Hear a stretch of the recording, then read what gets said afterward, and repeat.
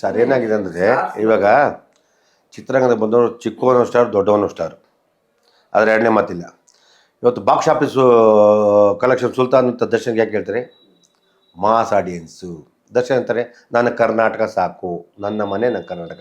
Box of heavy collection ಬರ್ತದೆ ಅಂತಾರೆ. ಈಗ ಅದ ಮೀರದಲ್ಲೇ ಯಶ್ ಅಂತಾರೆ ಪ್ಯಾನ್ ವರ್ಲ್ಡ್ ಸಿನಿಮಾ, ಅವ್ರು ಬೇರೆ ಥರ, ಅವ್ರಿಗೆ ಅದ ಒಂದು ಮಾರ್ಕೆಟ್ ಇರುತ್ತೆ. ಸುದೀಪ್ತಿ ಯಾವುದೋ ಒಂದು ಮಾರ್ಕೆಟ್ ಇದೆ, ದುನಿಯಾ ವಿಜಯದ ಒಂದು ಮಾರ್ಕೆಟ್ ಇದೆ, ಉಪೇಂದ್ರ ಒಂದು ಮಾರ್ಕೆಟ್ ಇದೆ, ಶಿವರಾಜ್ ಒಂದು, ಪ್ರತಿಯೊಬ್ಬ ಕಲಾವಿದರು ಅವ್ರದ್ದೇ ಆದ ಮಾರ್ಕೆಟ್ ಇದೆ. ಆ ಮಾರ್ಕೆಟ್ ತಕ್ಕನಾಗಿ ಒಬ್ಬ ವ್ಯಾಪಾರ ಮಾಡೋನು ಕೊಡ್ತೀವಿ. ನೀವು ಲೈಟ್ ಮ್ಯಾನ್ಗೆ, ನಾವು ಲೈಟ್ ಮ್ಯಾನ್ಗೆ ದಿನಕ್ಕೆ 1,100 ರೂಪಾಯಿ 200 ರೂಪಾಯಿ ಕೊಡ್ತೀವಿ. ಯಾಕೆ ಅವ್ನಿಗೆ ಯಾಕೆ 2,000 ಕೊಡಬಾರ್ದು? ನಾವು ಮಾರ್ಕೆಟ್, ನಾವು ಸಿನಿಮಾ ಮಾಡ್ಬೇಕಾದ್ರೆ ಯಾವುದೇ ನಿರ್ಮಾಣ ಏನು ಮಾಡ್ತೀವಿ ಅಂದರೆ, ಈ ಹೀರೋ ಜೊತೆ ಮಾಡಿದ್ರೆ ಒಂದು 35-40 ಕೋಟಿ ಮಾಡಿದ್ರೆ ಒಂದು 10 ಕೋಟಿ ಲಾಭ, 5 ಕೋಟಿ ಸಿಗುತ್ತೆ. ಆ ರೇಂಜಲ್ಲಿ ಮಾಡ್ತೀವಿ. ಅದು ಸಾಮಾನ್ಯ ಸಕ್ಸಸ್ ಆಗುತ್ತೆ, ವರ್ಕೌಟ್ ಆಗುತ್ತೆ. ಅದು ಬಿಟ್ಟು ಓವರ್ ಮಾಡಿದಾಗ ಕೆಲವರು ಕಳ್ಕೊತಾರೆ. ನಮ್ಮಲ್ಲಿ ಯಾರು, ನಮ್ಮ ಕಲಾವಿದರು ಯಾರು ದಯವಿಟ್ಟು ಬೇರೆ ಭಾಷೆ ಥರ ತೊಂದರೆ ಕೊಡೋಲ್ಲ. ಬೇರೆ ಭಾಷೆ ಬಗ್ಗೆ ಇಲ್ಲ, ನಮ್ಮ ಕಲಾವಿದರೆಲ್ಲ ಕೋಪ್ರೇಷನ್. ನಾವು ಯಾವ ರೀತಿ ಇದ್ದು ಅದ್ರ ಮೇಲೆ ಇರ್ತಾರೆ. ಕೆಲವ್ರು ಏನು ಮಾಡ್ತಾರೆ, ಮಾತಾಡ್ಬಿಟ್ಟು ದುಡ್ಡು ಕೊಡೋಲ್ಲ, ಎಷ್ಟೋ ಜನ ದುಡ್ಡು ಕೊಡೋಲ್ಲ. ಅದು ತಪ್ಪು. ಮಾತಾಡ್ಬೇಕೇನು ಮಾತ್ರ ಅದೇ ಥರ ದುಡ್ಡು ಕೊಡು, ಅದೇ ಥರ ಬಂದು ಕೋಪ್ರೇಷನ್ ಕೊಡ್ತಾರೆ. ರಿಲೇಷನ್ಸ್ ಯಾವತ್ತು ನಾವು ಹೆಂಗಿರ್ತೀವಿ ಅವರು ಹಂಗೆ ಇರ್ತಾರೆ. ನಾವು ಗುಜ್ಜಾಡು ಮಾಡಿದ್ರೆ ಅವ್ರಿಗೆ ಗೊತ್ತಾಗುತ್ತದೆ ಇವನಿಂದ ನಮಗೆ. ಅವ್ರು ಹೇಳ್ತಾರೆ ಅವರು ಬೆಳಿಬೇಕಾದ್ರೆ ತುಂಬ ಕಷ್ಟ ಬಿದ್ದಿರ್ತಾರೆ, ಆದರೆ ಎರಡನೇ ಮಾತಿಲ್ಲ. ಈಗ ಅವರು ಈ ಸ್ಟಾರ್ ಗಿರಿ ಬೇಕು ಅಷ್ಟು ಸುಲಭ ಯಾರಿಗೂ ಬಂದಿಲ್ಲ, ಯಾರಿಗೂ ಅಷ್ಟು ಸುಲಭ ಬಂದಿಲ್ಲ. ಪ್ರತಿಯೊಬ್ಬರು ಅಂಥದ್ದಲ್ಲೂ ಕಷ್ಟ ಬಂದಿದ್ದಾರೆ. ಅವ್ರು ಬೆಳೆದಾದ್ಮೇಲೆ ಅವ್ರು ವ್ಯಾಪಾರ ಅಂತ ಕೊಡಿ ಅಂತ ಹೇಳಿದೆ. ನಾವು ಹೇಳ್ಬೇಕು ಸರ್ ಇಲ್ಲ ಹಿಂಗಿದೆ ಸರ್ ಹಿಂಗಿದೆ ಅಂದರೆ ಅರ್ಥ ಮಾಡ್ಕೊಳ್ತಾರೆ. ಅರ್ಥ ಮಾಡ್ಕೊಳ್ತೀನಿ. ಇವತ್ತು ನಾನು ವಿಜಯ್ ಪ್ರಕಾಶ್ ಯಾಕೆ ಹೇಳ್ತೀನಿ, ಇವತ್ತು ಕನ್ನಡಕ್ಕೆ 75,000 ಸಾಂಗ್ ತೊಗೊಳೋದು, 50 ಕೋಟಿ ತೊಗೋತಾರೆ. ಹೊಸ ಹುಡುಗರು ಬಂದು 40 ಕೋಟಿ ತೊಗೋತಾರೆ. ಯಾಕೆ ಹೇಳಿ? ನನ್ನ ಭಾಷೆ, ನನಗೆ ಸಿನಿಮಾ ಬೇಕು ಅಂತಾರೆ. ನಾನು ಸಂಚಿತ್ ತೆಗಡೆ ಪಾಪ ತೊಗೋಬೇಡ ಅಂತ ಹೇಳಲ್ಲ. ನೀನು ಎಲ್ಲ ಸಿನಿಮಾಗೆ ಆಡು. ನೀನು ತುಂಬ 2.5 ಕೇಳೋದು 4 ಕೇಳೋದು ತಪ್ಪಲ್ವಾ? ತುಂಬ ನೋವಾಗುತ್ತೆ. ಇವತ್ತು ವಾಸುಕಿ ನಮ್ಮಲ್ಲಿ ಎಂತೆಂಥ ಸಿಂಗರ್ ಇದೆ ಸರ್. ವಾಸುಕಿ ಬೈ ಒಳ್ಳೆ ಮ್ಯೂಸಿಕ್ ಡೈರೆಕ್ಟರ್ ಸಿಂಗರ್ ಇದ್ದಾರೆ. ಇವತ್ತು ಅರ್ಜುನ್ ಜನ್ ಇವತ್ತು ಸೆಲೆಕ್ಟ್ ಮಾಡಲಿಲ್ಲ ಆಯ್ತಿತ್ತಾ? ಇವತ್ತು ಅರ್ಜುನ್ ಜನ್ ಏನು ಮಾಡ್ತಾಳೆ, ಎಷ್ಟು ಒಳ್ಳೆ ಹುಡುಗ. ಇವತ್ತು ಈ ಡಿಮ್ಯಾಂಡ್ ಮಾಡಲ್ಲ. ಎಲ್ಲ ಸಣ್ಣ ಸಿನಿಮಾ ಬಂದರೂ ಅದೇ ಕೆಲಸ ಮಾಡ್ತಾರೆ. ನಾನು ರೆಮಿಡೇಷನ್ ಪರವಾಗಿಲ್ಲ, ಪಿಕ್ಚರಂಗ ಒಳ್ಳೇದಾಗಲಿ ಅಂತ ಹೇಳ್ತಾರೆ. ಈ ಥರ ಬೇಕು ಟೆಕ್ನಿಷಿಯನ್. ಆಮೇಲೆ ಸಿನಿಮಾ ಮಾಡ್ತಾರೆ ಎಲ್ಲ ಸಕ್ಸಸ್ ಆಗಲ್ಲ, ಹಣೆ ಭಾರ ಇರ್ತದೆ. ನಾವು ಮಾಡೋ ಪ್ರಯತ್ನ ಕನ್ನಡದ ಯಾವ ಭಾಷೆಯಲ್ಲೂ ಬರ್ತಾ ಇಲ್ಲ. ಇವತ್ತು 250-300 ಸಿನಿಮಾ ಬರ್ತಾ ಇದೆ. ನಮ್ಮ ಈ ಚಾನಲ್ಗಳು, ಯೂಟ್ಯೂಬರ್ಸ್, ಹುಡುಗರು ಎಲ್ಲ ಸಿನಿಮಾ ಪುಷ್ ಮಾಡ್ತಾರೆ. ಚೆನ್ನಾಗಿದೆ ನೋಡಿ ನೇತು ಕೇಳ್ತಾರೆ. ನಮ್ಮ ಸಿನಿಮಾ ಬೆಳಿಬೇಕು, ಚಿತ್ರರಂಗ ಉಳಿಬೇಕು, ಉಳ್ಕೋಬೇಕು. ಅವರೇ ಹಾಡಿಗೆ ಡ್ಯಾನ್ಸ್ ಮಾಡ್ತಾರೆ. ಅದರಿಂದ ನಾವು ಅವ್ರನ್ನ ಉಳಿಸ್ಕೋಬೇಕು. ನಮ್ಮ ಸಿನಿಮಾ, ನಮ್ಮ ಚಿತ್ರರಂಗ ಬಗ್ಗೆ ಅಪಾರ ಗೌರವ ಇಟ್ಟಿದ್ದಾರೆ. ಈ ಕೆಲವರು ಯಾರು ಚಿಲ್ಲರೆ ಈ ದುನಿಯಾಜಿ ಸ್ಟೈಲ್ ಹೇಳ್ತಾರೆ ಗೊತ್ತಾ, ದುನಿಯಾಜಿ ಜುಟ್ಟು ಆ ಥರದವ್ರು ಕೆಲವು ಜುಟ್ಟು ಪಟ್ಟವೆ. ಇಂಥವೆಲ್ಲ ಕಿತ್ತೆಸಿಬೇಕು. ಅದರಿಂದ ಇಂಥವೆಲ್ಲ ಕಿತ್ತೆಸಿ ಸರಿ ಇರ್ತದೆ. ಅದರಿಂದ ತುಂಬ ಜನ ನಮಗೆ ಚಿತ್ರಕ್ಕೆ ಸಪೋರ್ಟ್ ಮಾಡಿ ತಪ್ಪೇನಿಲ್ಲ. ಅಂದರೆ ಇಂಡಸ್ಟ್ರಿ ಆ ಥರ ಬ್ರ್ಯಾಡ್ ಆಗೋಗ್ತಾ ಇದೆ. ನಾವು ಅದು ಗೌರವಿಸ್ಬೇಕು, ನಮ್ಮೆಲ್ಲ ಬೆಳೆಸಬೇಕು. ಆಮೇಲೆ ಸಿನಿಮಾ ಅನ್ನೋದನ್ನು ನಾವು ಅಪಾರ ಪ್ರೀತಿಸಿದ್ರೆ ಚೆನ್ನಾಗಿ ನಮ್ಮ ಭಾಷೆ ಉಳಿದಿದೆ. ನಾವು ಕರ್ನಾಟಕದಲ್ಲಿ ಇವತ್ತು ಕನ್ನಡಿಗರ ಹೊರಭಾಷೆ ಜಾಸ್ತಿ ಇದೆ. North Indian, south Indian, Tamil ಎಲ್ಲ. ಈಗ ಮೊದಲು ಯಾರೋ ಒಬ್ಬರು ತಮಿಳು ಆರ್ಟಿಸ್ಟು ಇಲ್ಲಿ ಆರ್ಟಿಸ್ಟ್ ಬಂದು ಫೈನಾನ್ಸ್ ಮಾಡ್ತಾರೆ, ಇವತ್ತೆಲ್ಲ ಬರ್ತಾರೆ.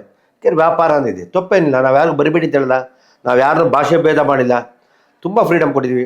ಆದರೆ ನೀವು ನಮ್ಮನ್ನು ಕನ್ನಡ ಭಾಷೆ ಕಳಿಬೇಡಿ. ನಮ್ಮ ಕನ್ನಡಿಗರಾಗಿ ನೀವು ನಮ್ಮವ್ರನ್ನ ಬೆಳೆಸಿ. ನಮ್ಮ ಸಿಂಗರ್ಗಳು ಎಲ್ಲೇ, ನಾನು ಹೇಳೋದು ನೀವು ಎಲ್ಲೇ ಹೋಗಿ ಅಗ್ರಿ ಮಾಡಬೇಡಿ, ನಿಮ್ಮ ಭಾಷೆ. ನಮ್ಮ ಕನ್ನಡ ಸಿನಿಮಾ ನೀನು ಆ ಥರ ಮಾಡು ಅಂತ ಹೇಳಿದೆ ಹೊರತು ನೀನು ಆಡಬೇಡ, ನೀನು ಇದು ಮಾಡುವ ಅಂತ. ಪಾಪ ಇವತ್ತು ನನಗೆ ಸಂಚಿತ್ ತೆಗಡೆ ಅವತ್ತು ನನ್ನ ಸಿನಿಮಾಗೆ ಆಡು ಕೊಟ್ಟಿದ್ದಾರೆ, ಫೋನ್ ಮಾಡಿದ್ರೆ ಬರ್ತಾರೆ. ಅದಕ್ಕೆ ತಪ್ಪೇನಿಲ್ಲ. ನನ್ನೊಬ್ಬ ಅಲ್ಲ, ಇಡೀ ಚಿತ್ರರಂಗ ಗೌರವಿಸೋಣ.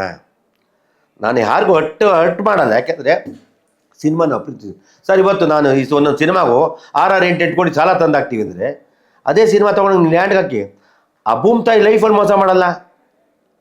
ಭೂಮಿ ತಾಯಿ ಕೈ ಹಿಡ್ದಿರ್ತದೆ. 6 ಹಾಕೋದು 8 ಸಿಗ್ತದೆ, 8 ಹಾಕೋದು 9 ಸಿಗ್ತದೆ. ಸಿನಿಮಾದಲ್ಲಿ ಹಂಗಿಲ್ಲ. ಹಾಕಿರೋದು ಎಷ್ಟೋ ಜನ 80% ಕೊಡ್ಕೋತಾರೆ.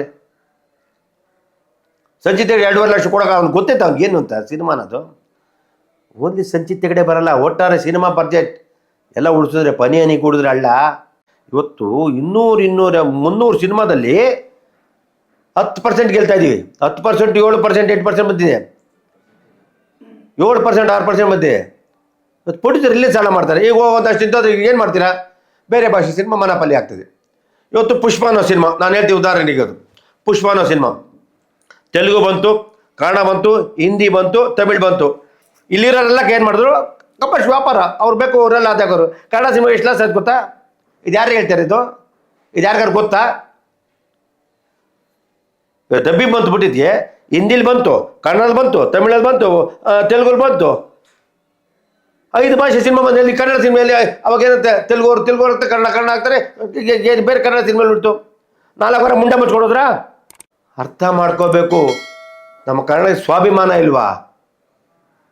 ನಮ್ಮ ಭಾಷೆ ಬೇಡವಾ? ಸ್ವಾಮಿ ಅವರೆಲ್ಲ ಉಳಿಸ್ಕೊಂಬಂದಿದ್ದು ನಾವು ಇದ್ದೀವಿ. ನಾವೊಂದಷ್ಟು ನೀವೇನು ಮಾಡ್ತೀರಾ? ಯಾವನ ಬಂದು ನಿಮ್ಗೆ ಹೊಡೆದಾಗ್ತಾನೆ. ಉಳ್ಕೋಬೇಕು. ಅದನ್ನು ಮಾತನ್ನ ಇವತ್ತು ಯೋಚನೆ ಮಾಡಬೇಕು. ನೀವೆಲ್ಲ ವಿದ್ಯಾವಂತರು, ತಿಳುವಳಿಕೆ, ಡಿಜಿಟಲ್ ಮೀಡಿಯಾ, 1-4 ನಾವೇನೋ ದಡ್ರ, ನಮ್ಮ ಥರ ದಡ್ರ ನಾವು ಓದಿಲ್ಲ, ಅನ್ಎಜುಕೇಟೆಡ್, ನಮ್ಮ ಥರ ನೀವೆಲ್ಲ ದಡ್ರ ಇಲ್ಲ, ಬುದ್ಧಿವಂತರು. ತಿಳ್ಕೊಂಡು ಮಾತಾಡೋಕೆ ಯಾರೇ ಆಗಲಿ. ಅವ್ನು ಹೇಳ್ತಾನೆ, ನಂಗೆ ನಂಬರ್ ಸಿಗ್ತಾ ಇಲ್ಲ, ಕನ್ನಡಕ್ಕೆ ಹಾಕ್ಕೊಂಡು ಟೊಪ್ಪಿ ಹಾಕ್ಕೊಂಡು ಮಂಜೂರು ಕ್ಷಮೆ ಕೇಳಬೇಕು. ಏನು ಇವ್ರ ಅಪ್ಪನ ಮನೆ ಸಾಲ ತಂದು ಕೇಳೋಕ್ಕೆ? ಸಿನಿಮಾನ ಅದನ್ನು ಅವನೇನು ಅಂತ ಅವನೇನು ಅನ್ಕೊಂಡು ಅವ್ನು ದಯವಿಟ್ಟು ಬಂದು ನಾನು ಕೇಳಿದ್ರೆ ಅವ್ನಿಗೆ ಉತ್ತರ ಕೊಡ್ತೀನಿ. ನಾನು ಆಫೀಸ್ ಇದೆ, ಗಾಂಧಿನಗರ ಕೆ ಮಂಜು ಇದೆ, ಫಿಲಮ್ ಚಾಂಬರ್ ಮಂಜು ಅವ್ರು ಬೇಕು ಅಂತ ಕೊಡ್ತೀನಿ.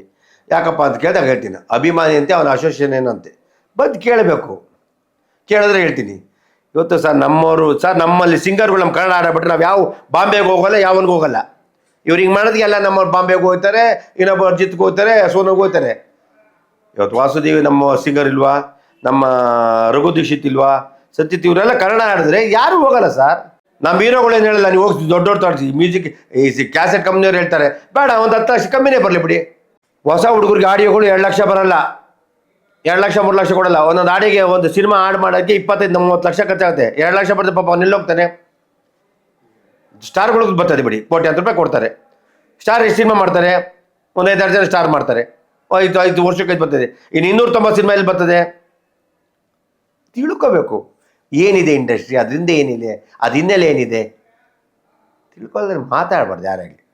ಈಗ ನೀವೆಲ್ಲ ಅವ್ನು ಯಾರು ಮಾತಾಡ್ಬೇಕಾರೆ ಅವ್ನು ಕೇಳಿದ ತಪ್ಪಿಲ್ಲ. ಸಂಚಿತ ತೆಗಡೆಗೆ 2.5 ಲಕ್ಷ ಕೊಡೋದು, 2 ವರ್ಷ ಎಲ್ಲಿಂದ ಬರ್ತದಪ್ಪ? ನೀನು ಕೇಳಿದೆ ಕರೆಕ್ಟು. ಸಂಚಿತ ತೆಗಡೆದ ಅರ್ಥ ಮಾಡ್ಕೋಬೇಕು. ನಾನು ಅವತ್ತು ಬಂದು ತಿಂದ್ಬಿಟ್ಟು ಊಟದಲ್ಲಿ ಒಳಗೋಗಿ ಆಡ್ದ ಸರಿಗಮ್ಮಪ್ಪಲ್ಲಿ ಗೌರವ ಕೊಟ್ಟವ್ರೆ, ಬೆಳೆಸೋರು ನಿನ್ನ. ಇವತ್ತು ನೀನು ಬೆಳೆದ್ಬಿಟ್ಟು ನಮ್ಮನ್ನ ತುಳ್ಕೊಂಡು ಹೋಗ್ತಿದ್ದೆ, ತಪ್ಪಲ್ವಾ?